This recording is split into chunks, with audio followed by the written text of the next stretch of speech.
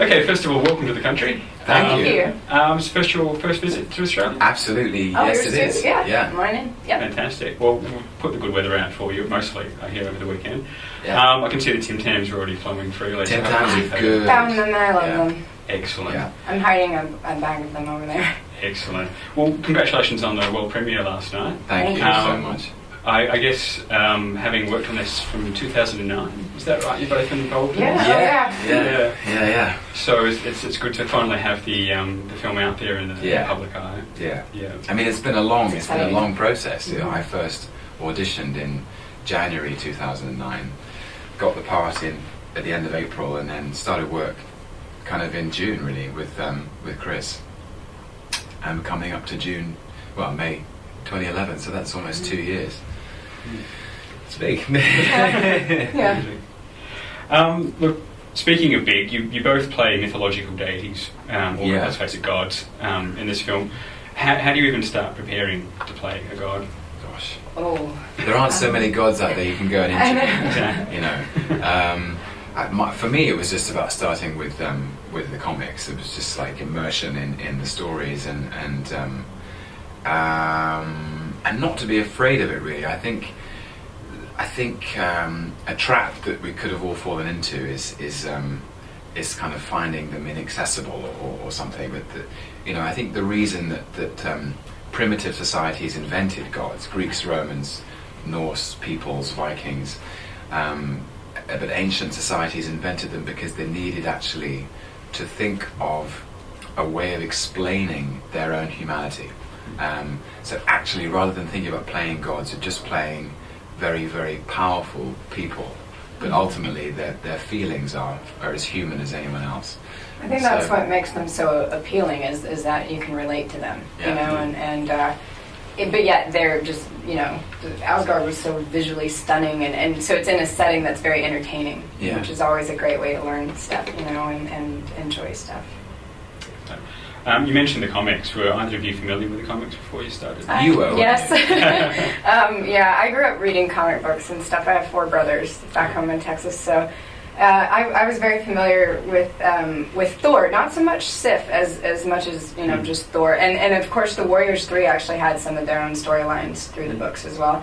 But yeah, that's where my research started. Was just trying to figure out. There's so many different stories. Like. People will do 5 or 6 installments of a comic book, and then somebody else takes it over. So it was trying to learn everybody's take on it, and then try and find my own take on it, but also paying tribute to them.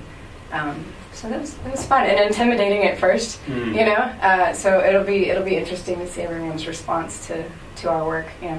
Yeah, I mean, I was going to ask you. You said it was intimidating. I mean, the comic's been going. Look, I'm a professed comic geek myself. Yeah, then. Exactly right. So it's been going since the '60s. I mean, was that an enormous amount of pressure? Did you feel? I mean, there's a lot of intense fanboys out there. Did you feel a lot of pressure to live up to Sort of yes and no, but I always try and convert the sort of pressure into excitement. So often we make films and we're trying to convince people to come and see our work, and what's a privilege is that there's a pre-existing passion, and ultimately comic book fans are just passionate people. It doesn't matter if you're a fan of a particular band or a particular kind of music or soccer players or something, but having people who are kind of behind what you're doing is a thrill and a privilege, and I've loved all their responses. Actually, I was at Comic-Con last year with the film in San Diego, and I met some of the 7,000 assembled who'd come to see the footage and stuff, and they were so generous. They were so generous with their kind of appraisal of what they'd seen and what they'd understood of what I was trying to do, and it's just a real privilege, more than pressure, I would say. Yeah, they're very loyal, which makes you want to I guess please them in a way, or do something that they would enjoy. Yeah. So it actually makes it fun because that those people they love it so much. It's not like you're making a film about something no one cares about. That's part of their lives. They live it. So. And in the process, I've become a fan as well. Yeah. I've become such a Thor geek. I think all of us now will be at Comic-Con whether or not we get asked. We'll just be there in the background trying to go to all the booths and everything. I did that one year. I was going to ask you, speaking of fans as well, Twitter is obviously a good way of relating to fans, and I couldn't help but notice that you're quite an active tweeter. Yes, I am. Have you found that sort of changed the way you relate to fans, or have you found that sort of you've responded to the roles you've been in differently since you've been on Twitter? Well, it helps me set the record straight for a lot of questions and things, and I like to reach out, and because those people genuinely, they're not looking for a shout out, they're looking for information because they really want to know what's going on, and I have to be very careful about what I put on there. I've spoken to Marvel about it just to make sure I don't give anything away, but it's really neat to see their responses, and I can control it, so it's a safe environment for people to see what's going on in my life or my career, and then also vicariously, I guess, your stuff. I really think that you should be on Twitter. His tweets would be so clever and so funny. I really do think that maybe I'll start a fake one. Go for it. I kind of like at Twitter. I find like email is enough. Like there's just so many, and just keeping up with life these days is I don't know. I think if I had like all the tweet peeps as well, I would be overwhelmed. Probably. It's good and bad. There are good sides and negative sides to it, I suppose. Yeah. Anyway, there you go. I'm feeling like a nerd. Okay. That's all right. That's my life. Good. Let's just ask a little bit about the roles itself. Tom, I think you've mentioned in the past that your role of Loki has been compared from everyone to Edmund and Lear to and I think Cassius in Julius Caesar was another reference. Yeah. Obviously, working with Kenneth Branagh, who I believe you've worked with before. Yes. There's a lot of classical influences there, and they're obvious given the sort of classical mythology of Thor. Were there any other influences, more recent influences, particularly recent comic book films, for example? Well, it's interesting you say that, actually. I mean, the Shakespeare thing was really just because I had a classical theatre training as he had, and we had every theatre training begins with Shakespeare, so there were simply stories that we both knew, and archetypes, character archetypes, which were familiar to both of us, so it was almost kind of a shorthand. And so we went through Edmund and Iago and Cassius and stuff, but in terms of other comic book films, I really tried to create something original. I remember thinking, I started work on this not long after I'd seen Christopher Nolan's The Dark Knight.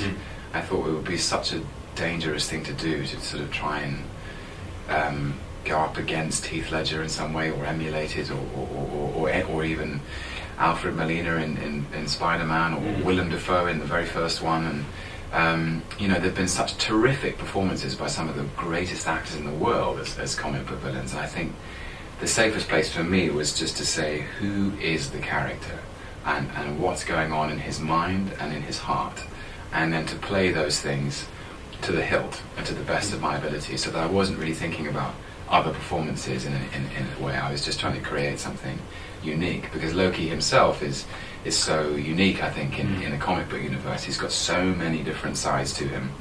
His intelligence and his almost his mystery. He's so bright that he's constantly thinking 10 steps ahead of everybody else. He's a brilliant strategist, a master of magic, but also a lost, abandoned child inside all of that. And that was challenge enough, I think, rather than worrying about what other people had done and other stuff. One performance that Ken did point me towards was Peter O'Toole in The Lion in Winter, where he plays a very damaged king, and there's a sort of emotional volatility to him in that film. It's a completely different style, but he said, I want to see that quality of rawness when you turn up for work. Like, whatever strength and charm I have, he said, I just don't want to see any of that. I want you to kind of take away the mask and show us your soul. So, at the risk of sounding really pretentious, that's what he asked me for. So. Okay, well, thank you very much for talking today, and look forward to what you've got next. And I believe for you that's Lucy's. Is that am I pronouncing that correct? Yes, you are. It's the term for a loose cigarette in New York, so that's where that comes from. A lot of people are like, "What does that mean?" I was like, "It's not the type of film you're thinking. Relax." No, it's a great little indie, and it's shot in sort of in the style of Midnight Cowboy. So Nice. yeah, I'm very excited about Awesome. it. Yeah. And I believe, of course, you're working on the next Woody Allen film. And I love how we go to Lucy's to Woody Allen. I'm like, seriously, this guy. Yeah. No, well, the Woody's finished actually. I did it That's just right. after Thor, but I can't wait to see it because I haven't seen it yet. Fantastic. So, yeah. I think that's coming out later this year here. So thank you very much. Yeah. Great. And Awesome. good luck, congratulations again on the Thank film. you. And I look forward to seeing you next time. Thank you. Thanks, buddy. Thank you.